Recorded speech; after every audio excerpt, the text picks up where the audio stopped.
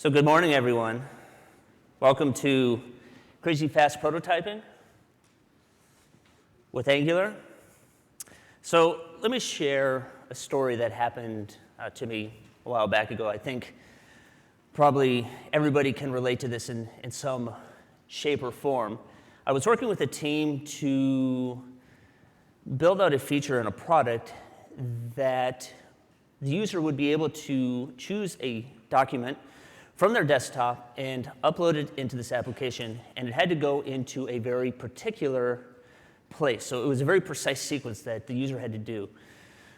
And so we're sitting in this room and we're talking about how to build this feature. And things began to get really heated, where you had one side of the room saying, well, this is how the user wants to do it, and this is how we should build it. And the other side saying, no, like this is how the user wants to do it, and this is how we should build it. And so back and forth. So, I mean, has anybody ever been in like those kind of meetings where you have developers arguing with developers, project managers saying, this is what we want to build, and you're like, no, that's not what we want to build. This is what we need to build. And it just escalates. And so finally, I kind of got fed up of the bickering, and I said, that does it. I'm doing a user test, and there's nothing you can do to stop me. And so that Friday, I set up a testing environment, and I pulled some people in from customer service that actually used our application to test this feature that we were trying to build. The interesting thing is that there was no consensus of if this feature was actually correct or not. The reason being is because they didn't get the entire navigation structure that was built around it.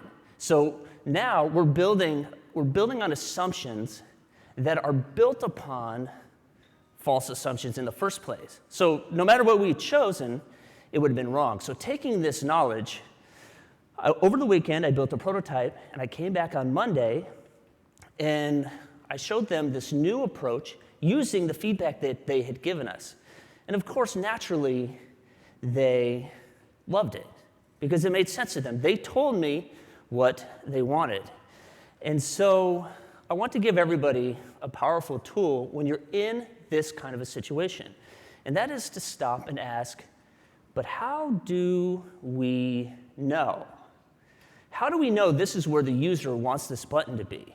Or how do we know this is how the user wants to use this application? And so I know this talk is about prototyping, but really my goal is to help us know faster. To know what we are building is what the customer or the user actually wants. And so innovation is exponentially and inversely proportional to our ability or the time to go from intuition to knowing. How fast can we go from having an intuition to actually knowing something? And so I think we should let our intuition just run wild. But we have to be willing to rein that in and discipline that with experimentation. So once you have an intuition, be willing to turn that into an experiment, and if things go awry, say, this is what we know, this is what I've learned, and I'm willing to act upon that data point. So there's a quote that I really like that's attributed to one of our programming forefathers, Kent Beck, and it goes like this: make it work, make it right, make it fast. So in our talk today, we are going to focus exclusively on this part right here, make it work. But I want to take it one step further. Make it work, make it certain, then make it right, and make it fast. And so this is what this talk is really ultimately about, is making certain that what we are building, again, is what the user truly wants. So one of my personal heroes is a gentleman by the name of Tom Chi. And so Tom Chi is a stone-cold prototype killer. He is most famous for the work that he did at Google X, most notably Google Glasses. I would spend the entire time of this talk talking about Tom Chi, but I'm just going to link to 2 talks that he gave here that I think are notable. So he gave a talk at TED Youth 2012 about how he prototyped the Google Glass. And so he asked the crowd, how long do you think it took us to build the first prototype of Google Glass? The answers were all over the place. I think I guessed like, oh, probably 3 or 4 weeks to get something, actually up and running. The answer is actually it took him 1 day using coat hangers, sheet protectors, and a Pico projector. Serious mic drop moment. He was able to get this done in a single day. Now, another concept that he discusses in the second talk, Fast Solutions for a Brighter Future, is a technique that we're going to simulate today. And this is called home team, away team. And how this works is you have a away team that will actually take your application and go out into the general public and solicit feedback. Then they will contact the home team and say, this is the feedback that we got. The home team will then make those changes and then deploy them so that the public team can then go back, or the away team, and get more feedback. And the goal is to get as many iterations of this as you possibly can within a set period of time. So 2 of my friends actually work with Tom Chi, and they do this every single week. So they'll go to a mall, much like this, and they'll approach some totally radical dude or dudette, tap them on the shoulder and say, hey, what do you think of this app? So it might be, in this case, judging by this picture, probably mullet, no vowels, so M-L-L-T. Say, what do you think of our app, mullet? And these individuals will say, oh, well, this is fantastic, but we want to change this or this. So then away team friend will call home team friend, who is sitting in the food court, rocking an Orange Julius on his laptop, and he will take that input, make that change, and then push it back up, and then away team friend can then go to the next person. And so they are able to iterate and adapt in one afternoon much faster than most companies can do in months. They are taking the lean startup model of, let's see here, build, measure, and learn, and then you repeat that over and over, and they're putting that at 10,000 RPMs. They're literally building products faster than they can actually put companies around them. And so I think this is pretty fantastic, but we do need to anchor this in tools that we can actually use. So my goal is by the time you actually walk out the store, I've given you some ideas about how to actually accomplish this velocity. So there's a lot of solid frameworks, a lot of tools out there, but I really believe Angular is well suited for this kind of rapid development. For one, your templates are just HTML. Your data models are just plain old JavaScript objects.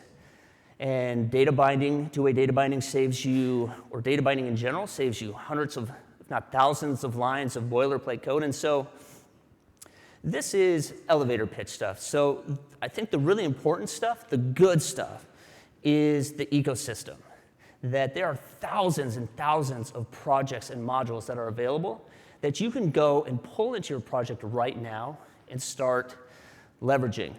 One of those, kind of my new favorite project that I've been playing around with, is Formally by Kent C. Dodds. And so Kent has put in an insane amount of work into this project so that I can simply define a form, lay it out on my page by just writing a JavaScript object. And then using that configuration, I can drive the form. So every time I use Formally, I just have to pour champagne out on the ground. It's so wonderful.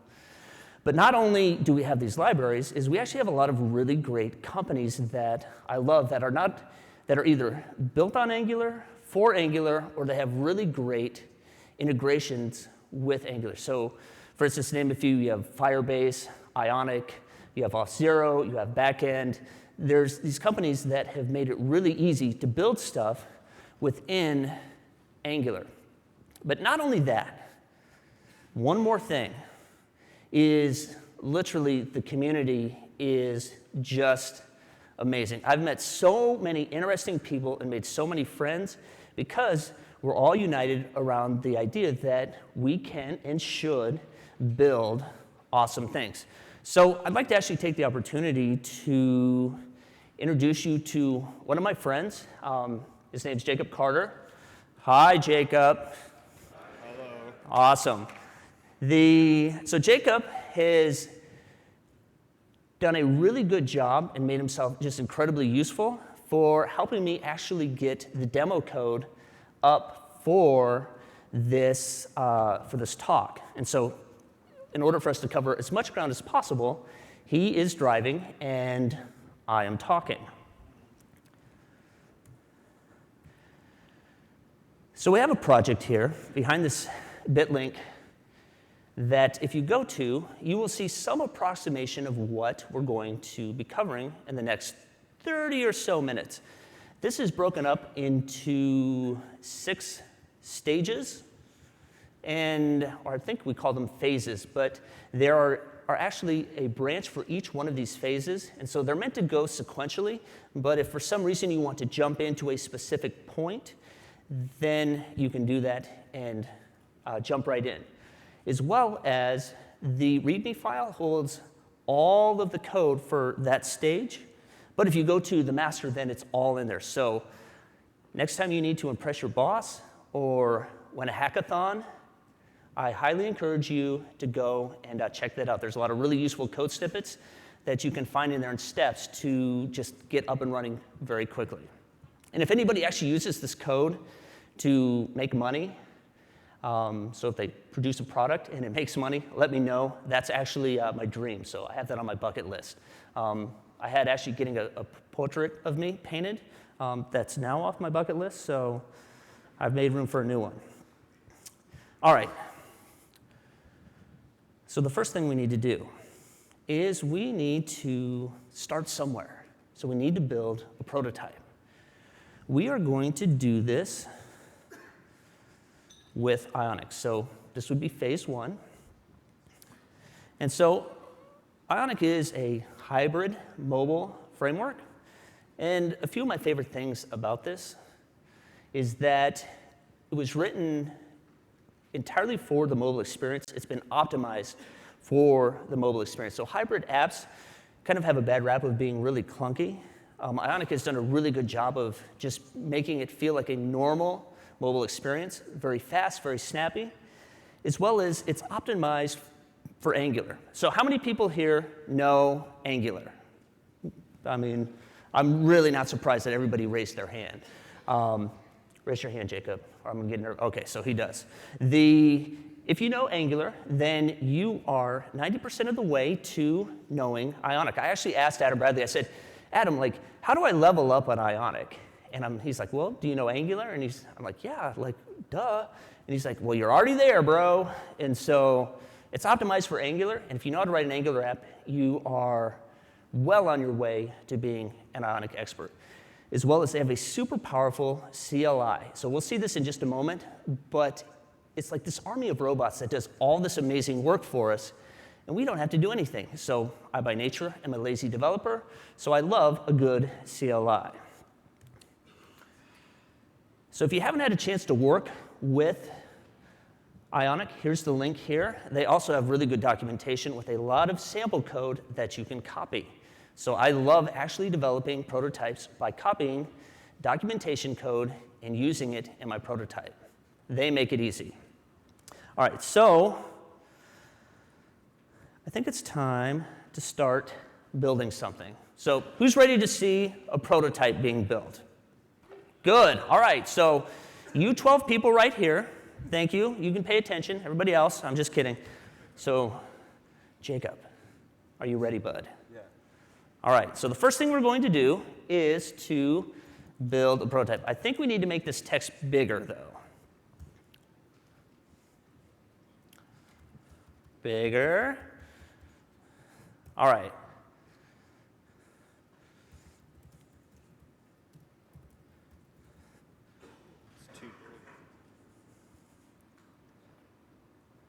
There we go. All right. So I don't know if you can see this in the bottom. What we're doing is we're starting a new Ionic project. So it's Ionic start, and we're going to call this project Complimeme. And so the premise is that I suspect that I'm going to meet a lot of really great people, and I'm going to pay them compliments. Well, why not share that with the world? So the app is called Complimeme, and so using the Ionic CLI is we installed it, and then we're using Ionic start, Complimeme, and then we are going to use my tab. So we're going to start with kind of this default project. And so why don't you show everybody what we have so far?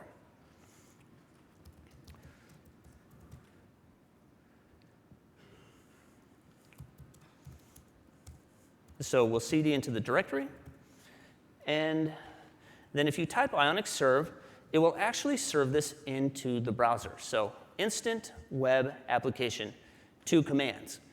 But that's pretty rad, but let's put it on a device, or let's at least simulate that we are building a mobile device. So we're going to go ahead and add iOS as a platform.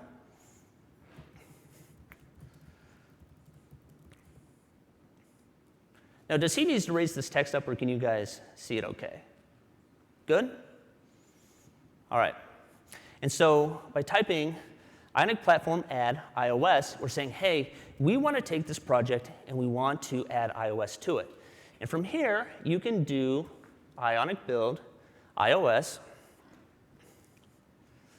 and our army of robots are running. Wait for it. And so the simulator is going to spin up. And now we are going to have this application in a simulator. So already, in a matter of just a few minutes, we have something that we can start to work with.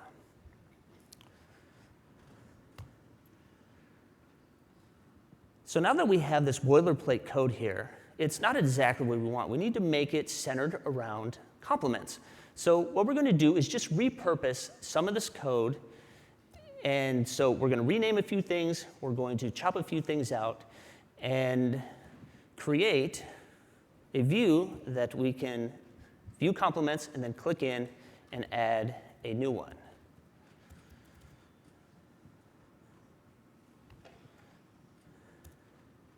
So as Jacob is furiously nipping and tucking this application, I thought it was interesting. Jonathan made the comment about a cake that you talk about a cake and then you reach around and you grab a cake. So we have 6 cakes in the oven if something goes horribly wrong, and if all hell breaks loose, then you can come to our restaurant at the GitHub page. And so we're just repurposing the code.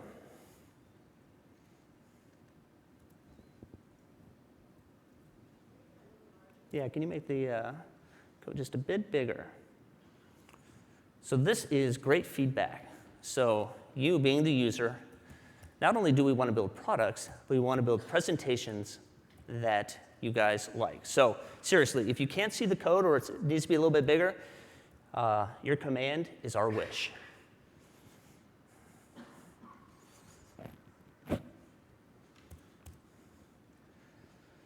And while he's doing that, I will mention that Ionic is built with UI Router, which is really nice.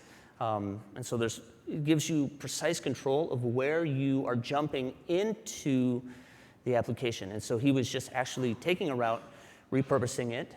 And so let me see how my home team is doing. How's it going, bud? Good. Good? Yeah. Good? All right. No pressure. So I personally, live coding is the worst. He's on beta blockers right now, so he is not afraid at all. I think there's a part of me that always puts myself in really bad situations in presentations. Granted, I'm not wearing MC Hammer pants under these pants, so they're not going to be coming off like AngularJS. But at the same time is we are pushing the envelope just a bit and getting out of our comfort zone. So I think you, my friends, are worth it. At the same time, because you are my friends, if this explodes, then I'll probably get a hug out in the hall and I can cry on somebody's shoulder.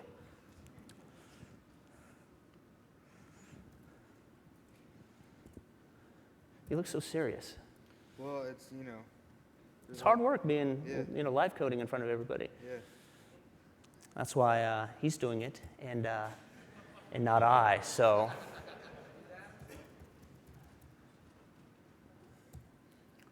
I feel like we're just there.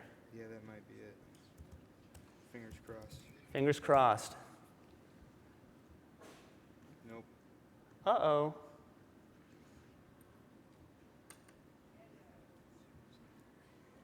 I blame somebody else for not catching that. Yeah, so apparently he's trying to blame you guys for actually not catching this error. We'll just turn it back on him and blame him for having too small of text that we can actually read.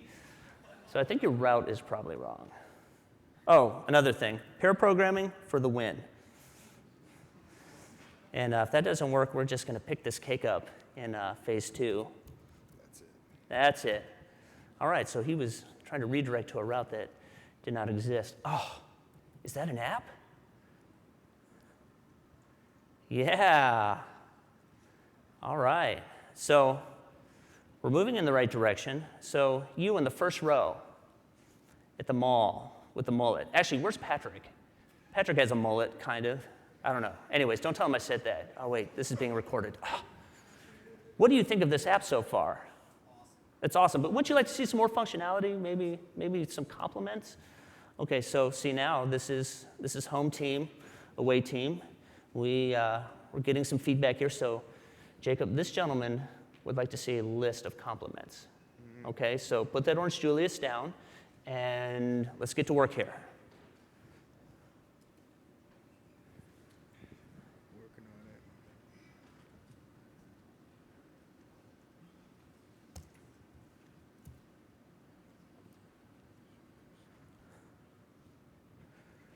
So we will time box this to 10 seconds, and then we'll just switch to the new branch. But I have a lot of faith. Mm.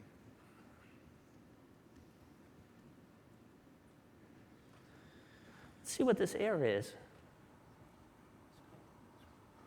Do you have the complement controller?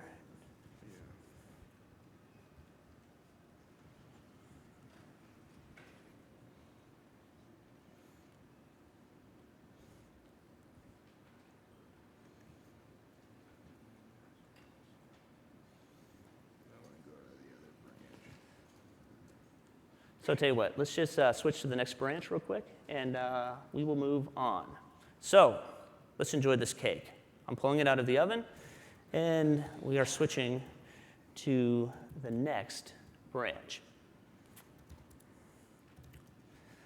So once we get switched over, we'll hop back into my slides. Phase 2. All right.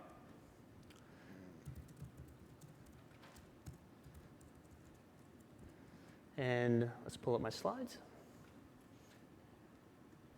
All right, so we've built the prototype, and the next thing we need to do is create the ability to share the prototype.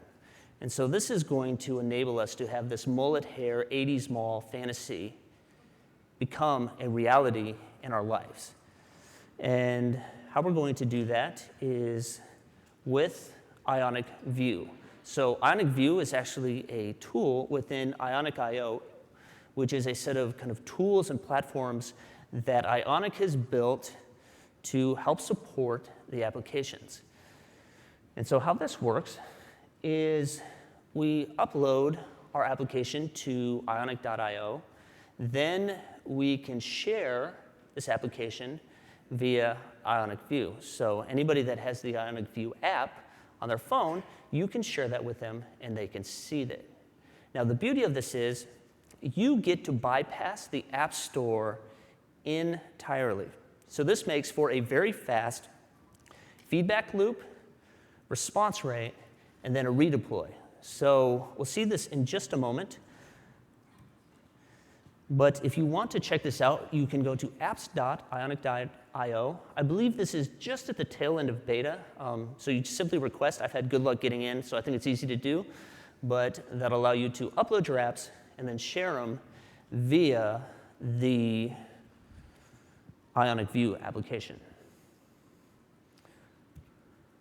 So let's hop in and let's maximize that window and show these fine folks how to share this application. And so we're going to Ionic upload.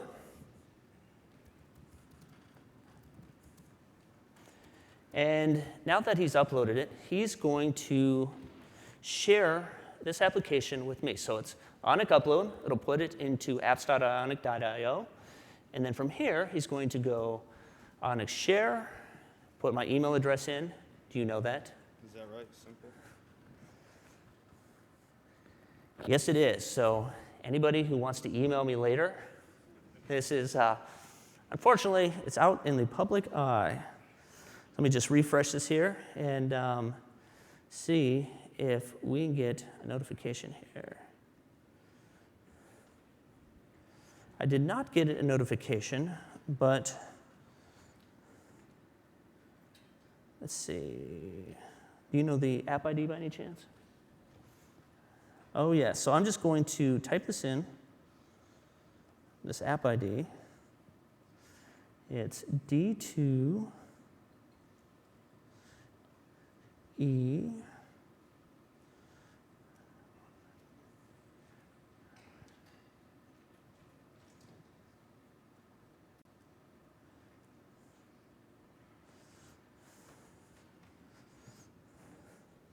It's always precarious to build your slideshows and presentations around network dependencies, but I believe it's going to load here in just a second. Wait for it.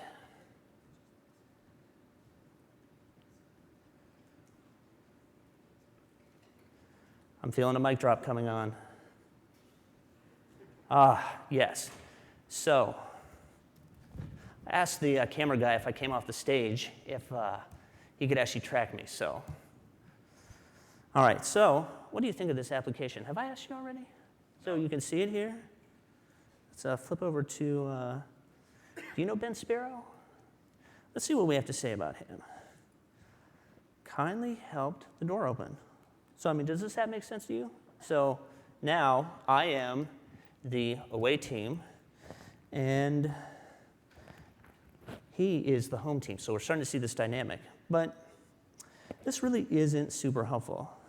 So first name and compliment, but wouldn't it be cool if we had a slider that you could say this person was super awesome or really awesome? Okay, so Jacob, we need a slider in our application. Can you make that happen? Yes, he can. He can. All right, so let's go to our presentation for just a moment.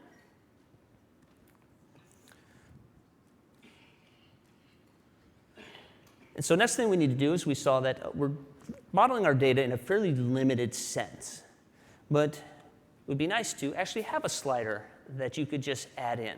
Or set it up so that if somebody said, I'd like to actually be able to put in a monetary amount that I'm going to tip this person for being awesome, or any crazy thing, it's nice to be able to set that in one place and have it automatically update.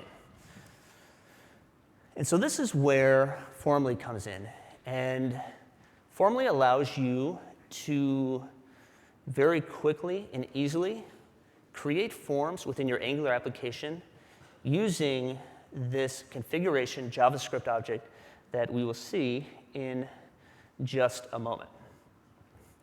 And let's just go back one slide. Or is that out of order? Yeah, so let's actually, if you go one more slide down, this is where you can check out Formally. But let me show you what I like about this. So like I said, config-driven forms via JavaScript. But what's really rad is they have pre-built templates for Bootstrap, Foundation, Angular Material, even Ionic, and a gazillion other things. So a lot of the improved form validation things that have come with Angular 1.3 and 1.4 are available within Formally. So you can hook into, for instance, the data model options, custom validators, etc. So let's go ahead and add in a slider via Formally into our application. Jacob, how do you feel about that? We'll see. We'll see. I think Jacob is feeling the pressure, but you know what? I think you're doing excellent, my friend. Thanks. These are all your friends, bro. All right, so what we're going to do is actually go to the repo and copy some code out. So like I said, there's no point in actually hand typing this stuff when you can just copy it out, put it in. So we're going to hop into our app and paste this in.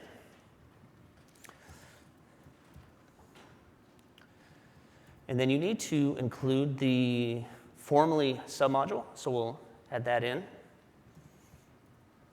So resources, add in the submodule. And then if you actually hop over to the website, they have a really good example of what this actually looks like with this JavaScript object. And so that's actually the slider that we're going to put into our application. So we're going to just copy this, and we're going to paste it into our application.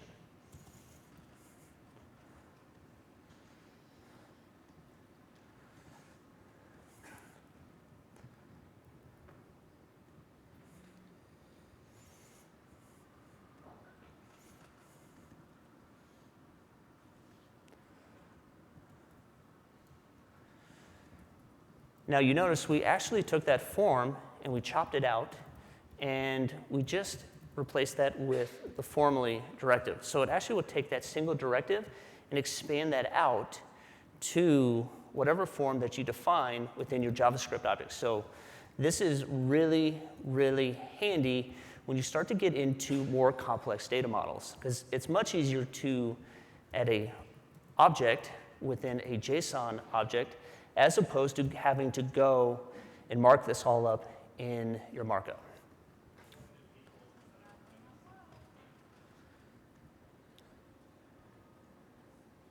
Did I hear you got a typo on ng-click? So Thank you.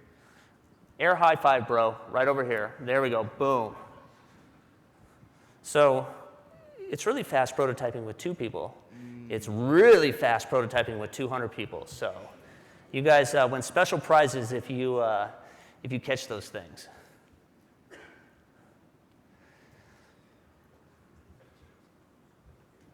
That's all right. We have a backup plan. He says he has a backup plan. Is this for real? Mm-hmm. Yeah, How did you do that? formally. Formally. Okay, so a little bit of sleight of hand, but we have this in here. You want to go ahead and just push that out to my device. I think I need to go do some more user research.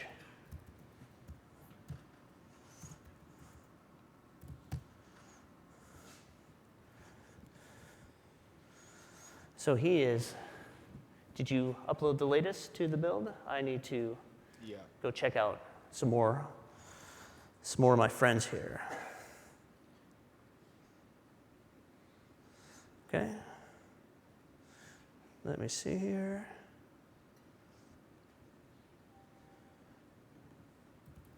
Did I really just lose this?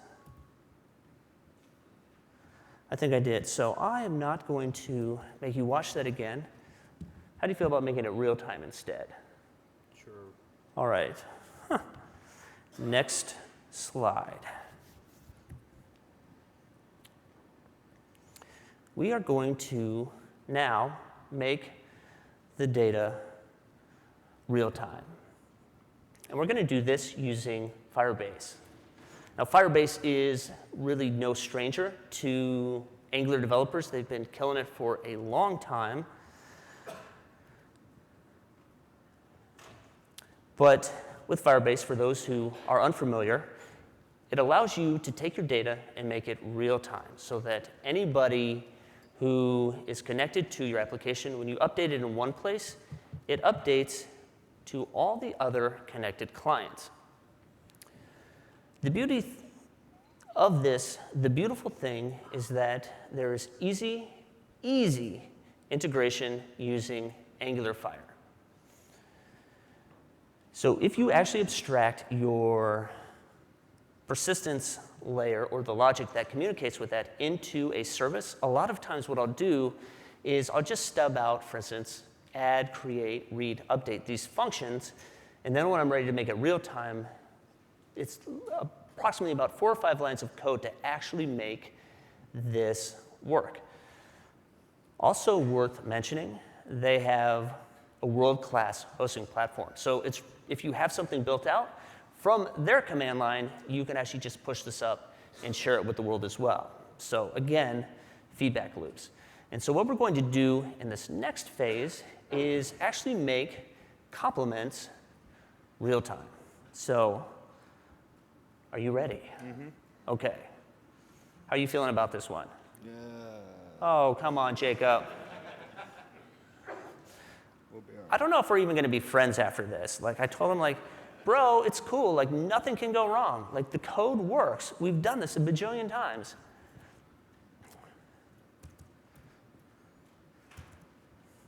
And so, again, with most everything, we're going to start by pasting in the resources.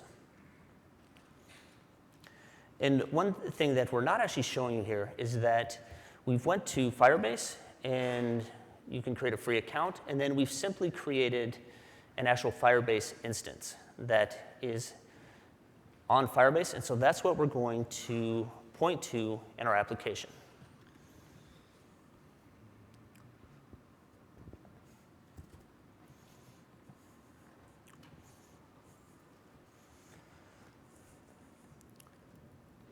And so you can actually see here, wait, if you would just humor me for just a second, this is the Firebase Forge. And this is actually one of my favorite pieces about Firebase, is that once you create a Firebase, you can actually, if you type that URL into the browser window, you can actually see a graphical representation of your data. So this is really handy when you are updating data and you're trying to figure out, like, what is actually going on? Am I actually hitting this properly? And so once you start sequencing things, it's really easy to start within the Firebase Forge. As well as, before I do anything, is if you actually change the data within the Forge, so actually, Jacob, just expand one of those nodes and change one of the properties. So you can actually expand this and click into one of these and change a complement to something else. So for instance, Luke has amazing hair to Luke is a duty head. I can't believe he talked me into this. And so once you change it here, is that you actually do not even have to go through your web app to see these real-time changes. And can you make that just a little bigger? I am not as young as I used to be. Oh, yeah, so amazing, very good. And so what you need to do with Firebase is first include the Firebase module, and then we're going to use the Firebase Array service. And now what we're doing is we've injected the Firebase Array, and we are creating a reference. So it's new Firebase. You put that reference in, and then you can say compliments equals then Firebase Array, and you pass in that reference. And so with these 2 lines of code is, whereas we had compliments and we had an array of complement objects, is by creating a Firebase reference and then instantiating the Firebase Array service with this reference, it will make this data real time. Literally 2 lines of code to accomplish that. As well as there are some methods that come with Firebase Array, such as $add. And what you can do then is just take a new object and call compliments.$add and pass that new complement object in. And this will push this out and make it real time. I'm about ready to see a demo, my friend. We're ready. We're ready. All right. Hopefully.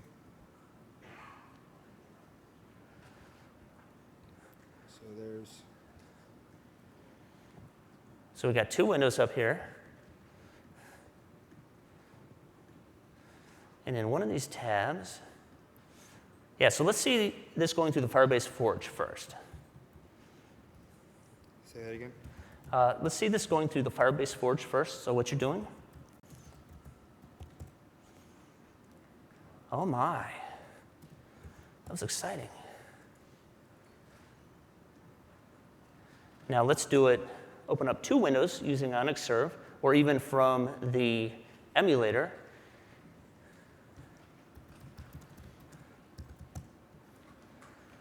So we're going to re-up the iOS emulator.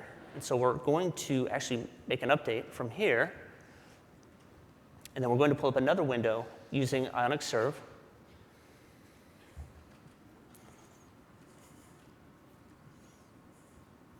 Super zoomed in, but Oh my. OK, so another one. Now, as he types this in, we'll see as soon as he has paid this lovely compliment, it's going to end up in the emulator. Or I didn't hook up save right.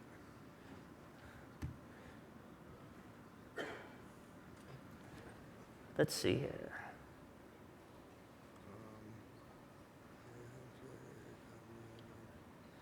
Might want to just switch over to the.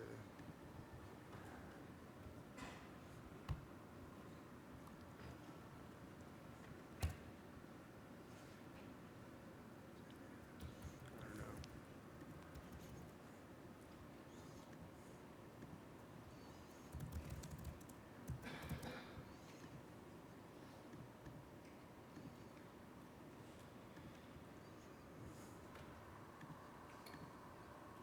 That's unhelpful.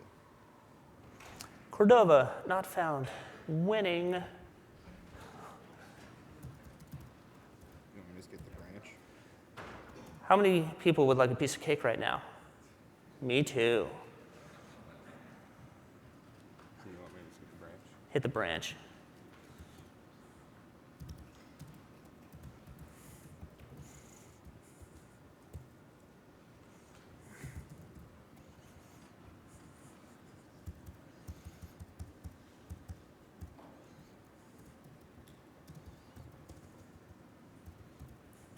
So we are definitely putting the crazy in crazy fast prototyping here.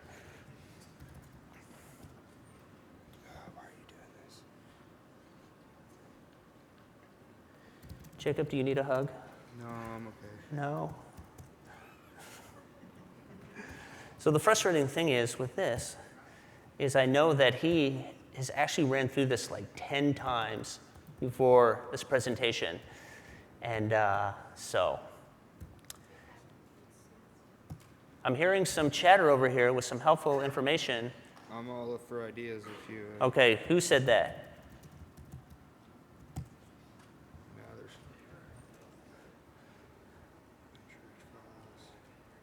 Oh. Anyways. Stash. Stash your files. Whoever said that, I'm going to give you a T-shirt later. Didn't work.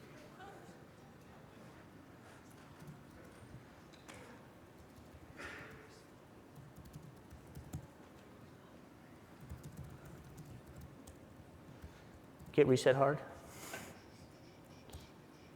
I did that.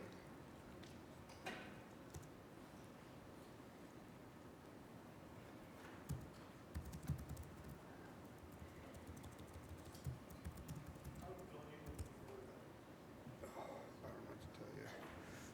So, what's that?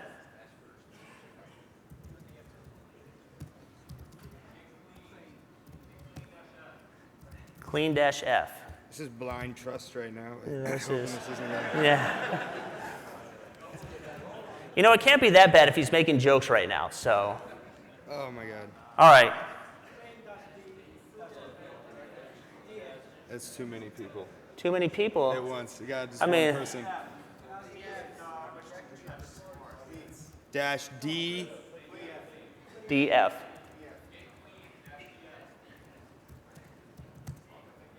Ooh, yeah. All right, let's see. All right.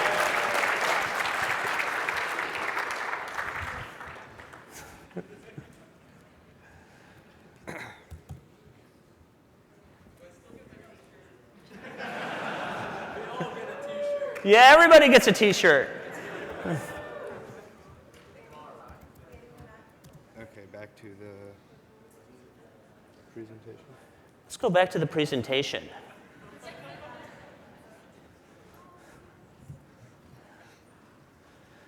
And do you want to try this? Off? Is that what you're saying? Do you want to do the camera? Oh yeah, sure.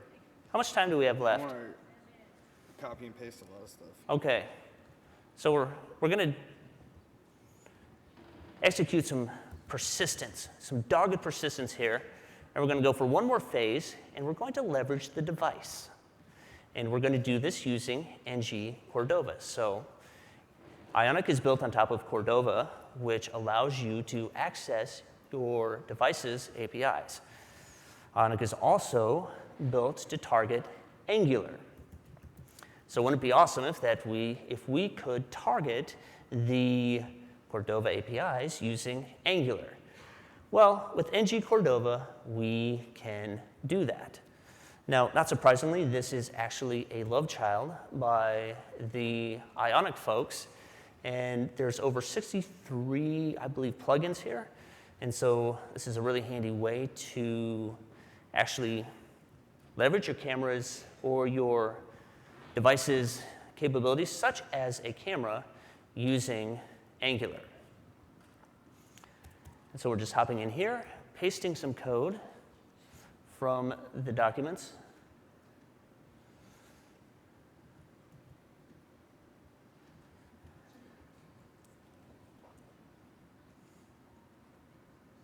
Oh, I think we're already here.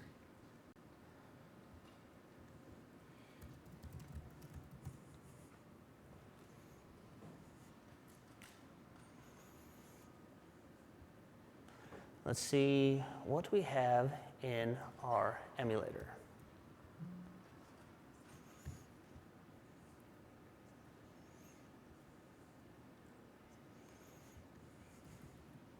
Double declared a service twice.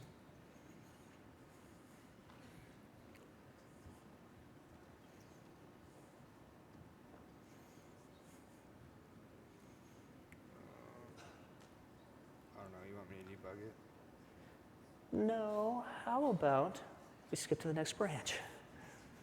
I'm going to get a shirt when this is all done that says skip to the next branch.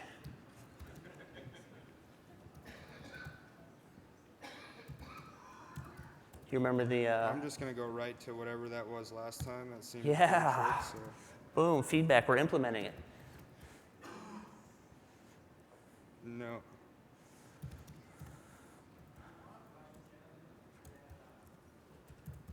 Let's let him try this one more time, and if not, then that is stash. I'm not listening to him. So you need to stash your changes.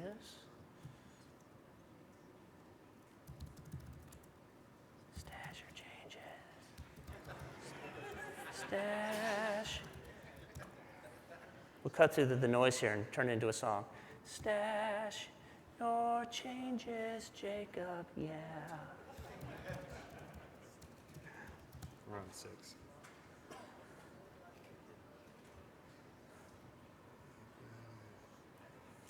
Anyways, with that said,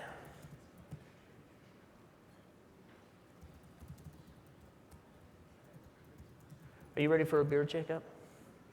I don't drink. Oh, he doesn't drink. Good. Me neither.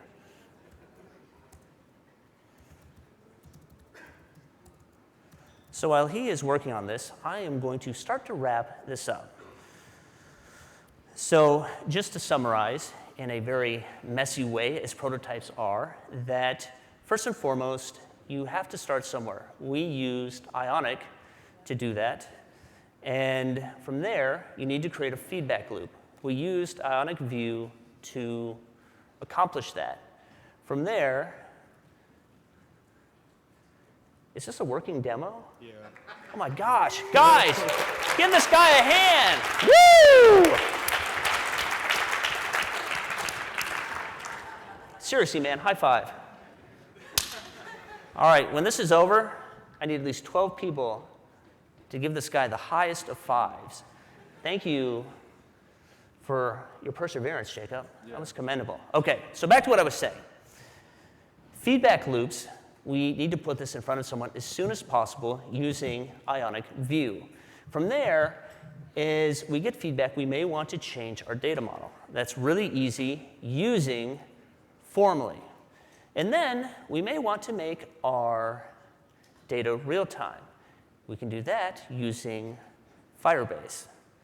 And then if we wanted to leverage the device's capabilities, we would use ng-Cordova. And there's actually one more phase in there that we did not get to, but that is to actually secure your application. And in this case, we used Auth0 to do that.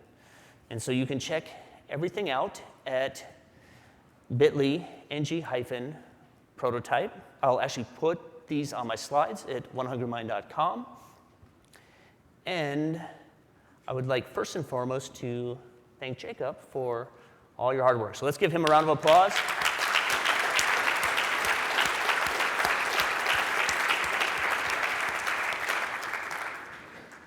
And if anybody has any questions, I'm happy to talk about them, as long as they're not Git-related questions, because clearly you may stump us there.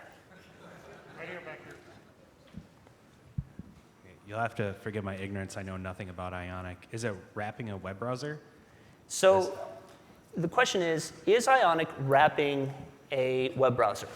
And how this is working is Ionic is built on top of Cordova, which uses a web view component to actually display it, essentially, your web application in this single component. So that's what an Ionic app consists of for the most part. It's just a single kind of web view component that renders your web app as a web page. Hi. We got it. Oh, there we go. So I'm not familiar with Auth0, but I know Firebase has its own authentication mechanism. Do you believe Auth0 is better, easier to use, or why do you choose to use it? So the question is, he's never used Auth0, but Firebase comes with some authentication options as well. Do I think one is better than the other? I think that they are different. And Martin Gonto is on the front row here, and he's the developer advocate for Auth0. He's going to be speaking this afternoon. But I think for very simple authentication, well, it's fairly robust, so I don't want to marginalize that, I think Firebase is a great option for authentication. With that said, if you've ever been in the Auth0 portal, once you've created an application, they make it so simple to get up and running that it'll generate code. They actually have more third-party social providers, and so that is their business model. And so I feel like it's a little bit more advanced and some more options in terms of like integrations with existing platforms. Martin, is that okay? All right, I made him proud.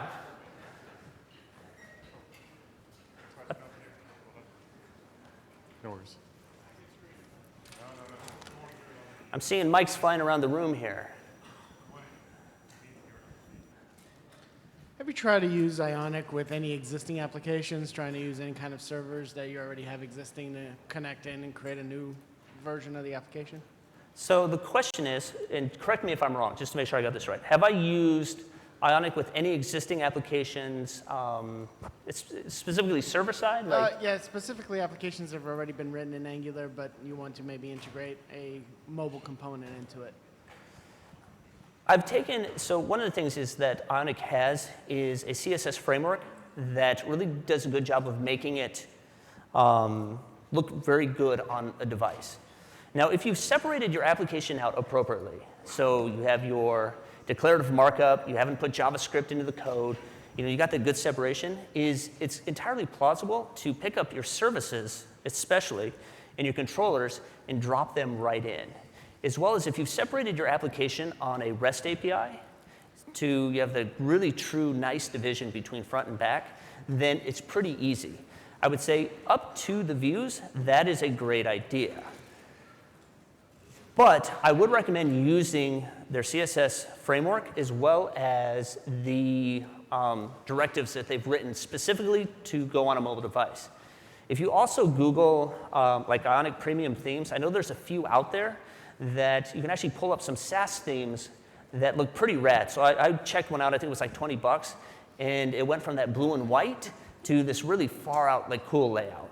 So again, you can use an existing application, but there's a lot of considerations like, is it a web app? Well, then you certainly don't want to shoehorn it.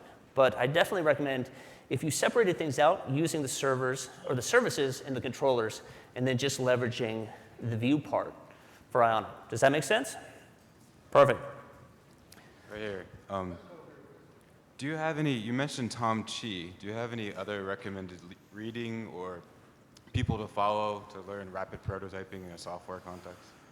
So the question is, I mentioned Tom Chi. Are there any additional resources around that? So if you haven't read The Lean Startup, that is a great book to start. Actually, interesting enough is we're all familiar with agile methodologies. So anybody, I'm presuming, has done sprints and Scrum and these different things. So when I read The Lean Startup, I'm like, this totally makes sense. Like, we're basically taking this thing and we're turning it into product development.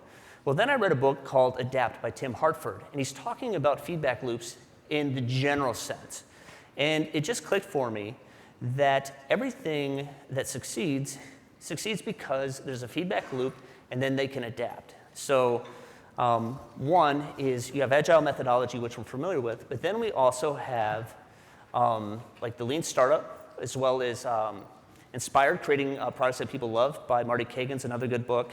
And then to a very general sense, you have Adapt by Tim Hartford, which is probably one of my favorite books and really crystallized my worldview on why we try to get these feedback loops as soon as possible.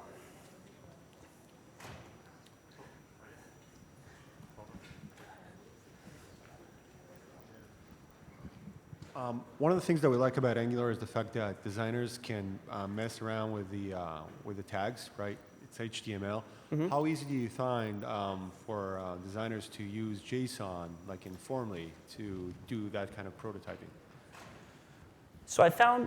So interesting enough, I just gave a talk at NG Vegas about turn your designers into Death Star. So I'm really passionate about enabling and bringing designers and making them first-class citizens in Angular. And I know the Angular core team feels strongly about that. And so there is kind of this balance. And one of the things that I talked about is when you train your designers to see that HTML is actually a representation of an underlying object. And so they can start to see like, oh, I'm rendering this, for instance, like a cell in a table or a row. There's actually an object that's visually rendering that sits underneath of it. And once I show them what that object looks like, because JSON is a fairly simple syntax, then you can start to talk about like, oh, from here you see this property on this object, you can bind to it. And then using ng model, then you can two-way data bind to it, and you can start to expand on that. So I found that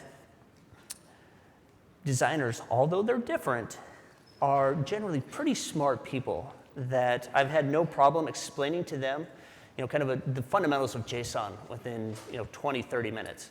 And so I will, in that case, work with them directly to kind of stub a few things out, even with controllers and stuff. Like I'll do that initially with them until they like, oh, I got to the hang of it. But I think simplified JSON, I think honestly a 6-year-old could figure it out. So I haven't had any problems with that, but that is a good question. To just reiterate is, does the designers have problems sometimes grokking the JSON that's used to drive formally? I mean, would you agree that JSON is pretty simple? Like, it is simple, but I'm more of a developer.